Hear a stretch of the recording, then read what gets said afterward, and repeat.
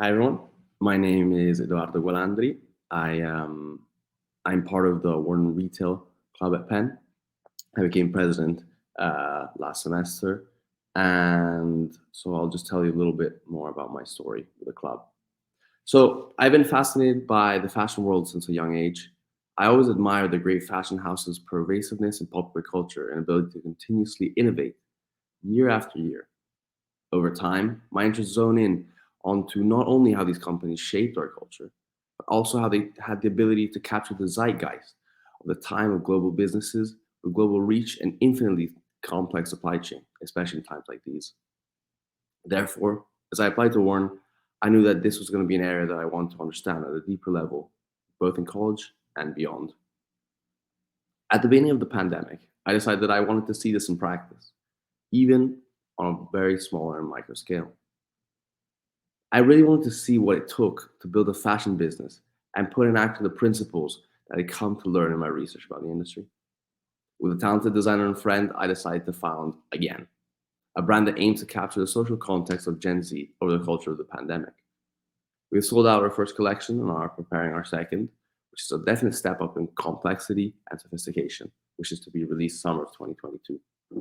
This fire has only grown since I started my journey at Penn and Wharton, where I've continued to work on Again while also joining Wharton Retail Club. My desire to see things in action drove me to the newly founded consulting branch of the club. I was keen to apply myself to supporting real world clients in real world situations and in shaping what was still at the time a very nascent part of the club. As part of Wharton Retail Consulting, I worked immediately directly with H&M on our flagship project, supporting them and identifying ways to increase customer loyalty and in-store subscriptions to their members program. There's a tendency to normalize the unexpected in places as rich and high performing as Penn. However, I still remember the feeling of pride and excitement that I felt in not only being able to work with such a high profile business as a college student, but to really actually be able to step in and support their decision making system in order to drive better customer experience. I was hooked, but I wanted to do more, to be even more meaningful to contribute to their strategy. So, the semester after, when I became president of the club earlier this year, I decided to apply my usual desire to see things in action and take it to the next level. I pivoted our focus ever so slightly towards working more with emerging businesses and startups. Our most recent project has been with Amate. Amate is an all-female premium company that connects customers to high-quality and ethical products. In this case, especially, they're starting with coffee from female-focused farmers across Africa. They started off just in London as a very niche brand and are slowly expanding throughout Europe and hopefully the world. Again, even with their product, started off with coffee and now are expanding in other products such as honey and similar products of the sort. This shift has really enabled us to get more hands on. Some of the businesses we work with today are pretty new, and hence there's a lot that needs to be figured out. Rather than working on incremental improvement by partnering with companies like Amate, what we can do is that we can think about the business more widely and support their decision making as an impact on all aspects of the company, from marketing to optimization to formulating business projects. For example, when I started working with Amate, when we first spoke, there are only two people working at the company. So having a group of, at the time, 8 people step in and be able to support them really is what made the difference. They went from having one person needing to deal with social media, with their website, looking for potential places to input and place their coffee, and having to also deal with fundraising, to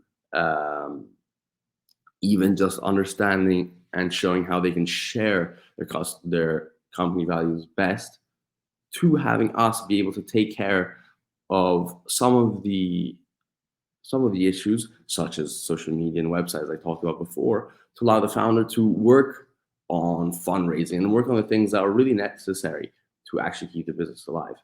That everything is important.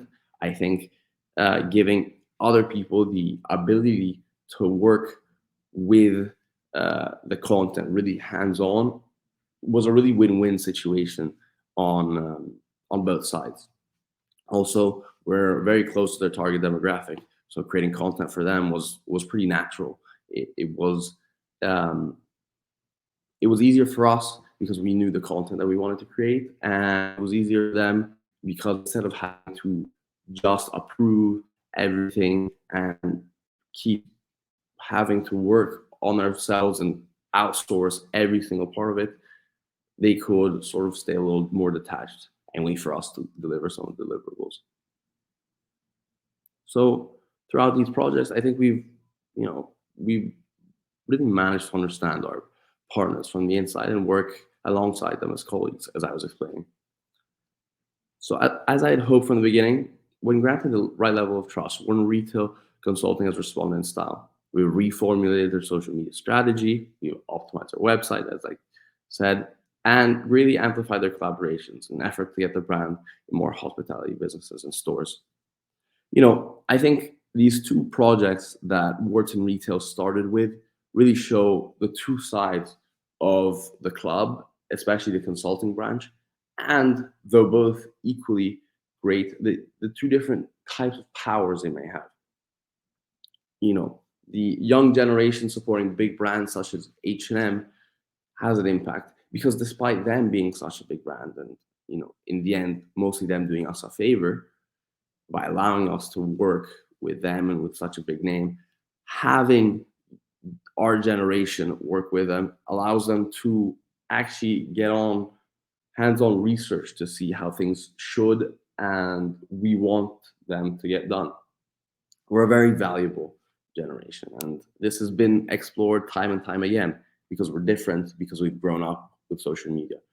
We're the people that soon will have the spending power, yet we're not fully understood by older generations.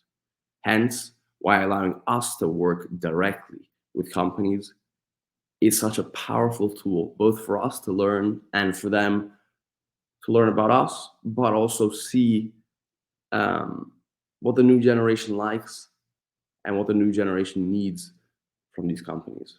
So I really think that these achievements are only the first of many ahead of us. And to be honest, it really makes me proud of the team. Yes, while many of us certainly lack experience by nature of where we are in life, being just in college, as a freshman, sophomore, or junior, nonetheless, none of us really have uh, field exposure like the real world full consultants.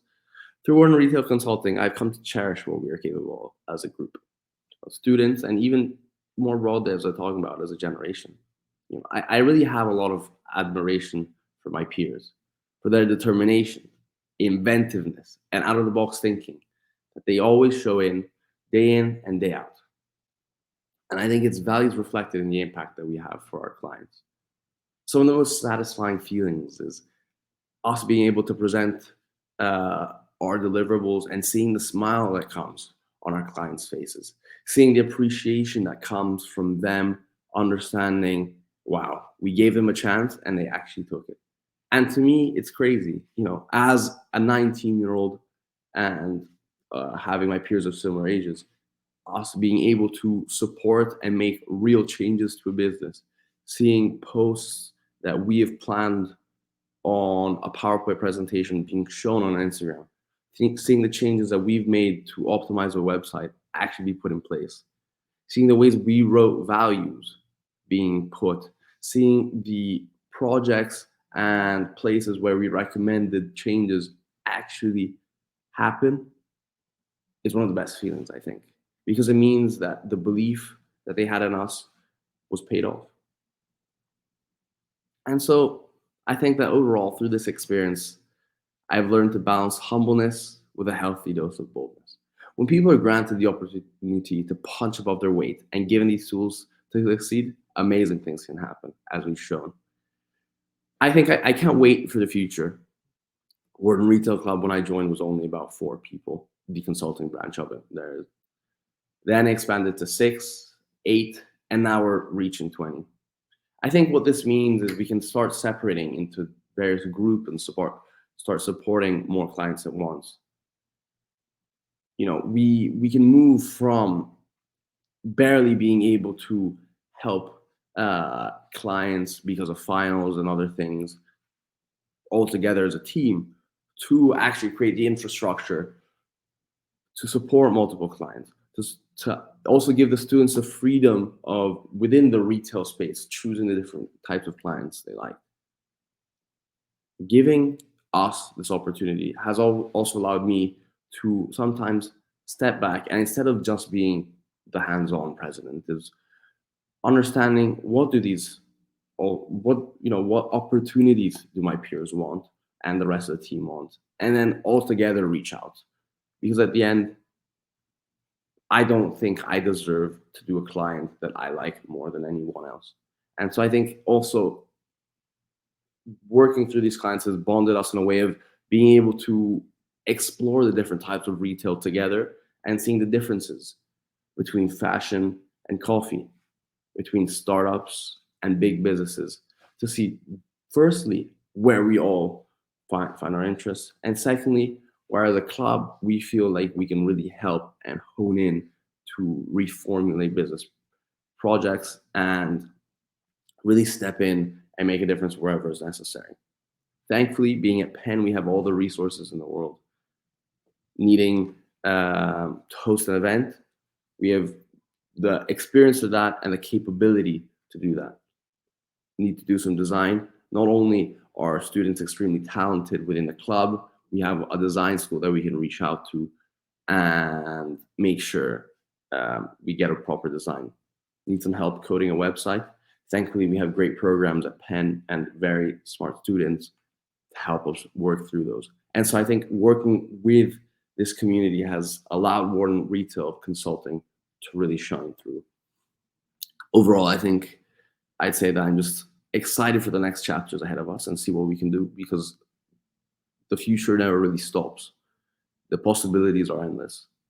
Soon, when COVID starts having less and less of an impact, we can start having in-person client meetings. We can go travel around and see where stores actually would fit specific things. We can do full-on research without having to just do it from our homes. Though, on the other hand, COVID has also allowed us to work remotely without any issues. I'm active based in London, yet being in Philly, no one's had issue reaching them, just because of, though there is a time difference, times can be found on both sides. And through the use of technology, Zoom, just emails, and the ease of communication, it's been very easy to keep working with clients on both sides. Overall, Wharton Retail Consulting is growing at an amazing pace and is ready to get bolder with its challenges, and it's full of hungry people and people who have a desire to make change in the future, a change in this company. I think we've always had the luck of having trust put upon us by these companies, and we really paid off, I believe. And so in the future, I can't wait for us to continue this, and for even when I graduate Penn, for the club to be something much longer standing than my legacy at this university or any single student, and just be remembered as a place where hungry students can go to grow and to make a difference. So, having said this, I can't wait to see what keeps happening and what we can make with Wharton Retail Consulting. And I thank you so much.